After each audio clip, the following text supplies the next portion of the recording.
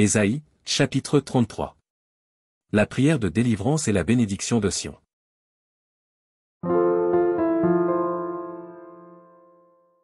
Malheur à toi qui ravage, et qui n'a pas été ravagé.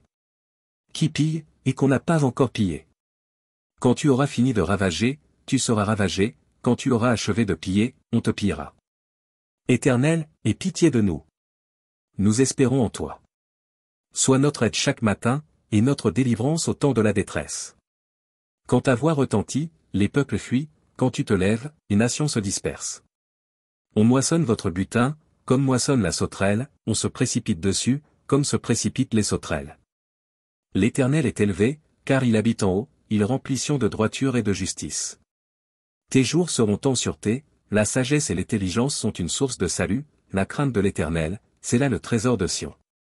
Voici, les héros poussent des cris au dehors, les messagers de paix pleurent amèrement.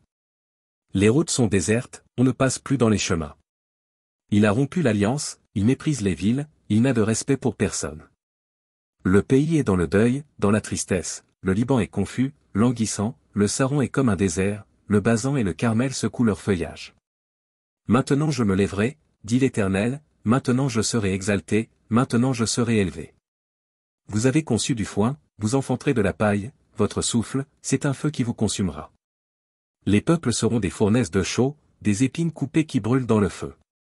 Vous qui êtes loin, écoutez ce que j'ai fait. Et vous qui êtes près, sachez quelle est ma puissance. Les pécheurs sont effrayés dans Sion, un tremblement saisit les impies, qui de nous pourra rester auprès d'un feu dévorant? Qui de nous pourra rester auprès de flammes éternelles? Celui qui marche dans la justice, et qui parle selon la droiture, qui méprise un gain acquis par extorsion, qui secoue les mains pour ne pas accepter un présent, qui ferme l'oreille pour ne pas entendre des propos sanguinaires, et qui se bande les yeux pour ne pas voir le mal. Celui-là habitera dans des lieux élevés, des rochers fortifiés seront sa retraite, du pain lui sera donné, de l'eau lui sera assurée.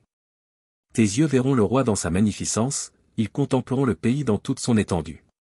Ton cœur se souviendra de la terreur, où est le secrétaire, où est le trésorier? Où est celui qui inspectait les tours?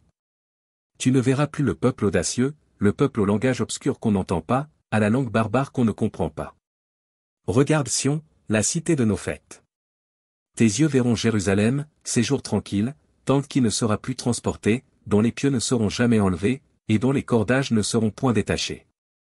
C'est là vraiment que l'Éternel est magnifique pour nous, il nous tient lieu de fleuves, de vastes rivières, où ne pénètre point de navire à rame, et que ne traverse aucun grand vaisseau. Car l'Éternel est notre juge, l'Éternel est notre législateur, l'Éternel est notre roi, c'est lui qui nous sauve. Tes cordages sont relâchés, il ne serre plus le pied du mât et ne tendent plus les voiles. Alors on partage la dépouille d'un immense butin, les boiteux même prennent part au pillage. Aucun habitant ne dit, je suis malade. Le peuple de Jérusalem reçoit le pardon de ses iniquités.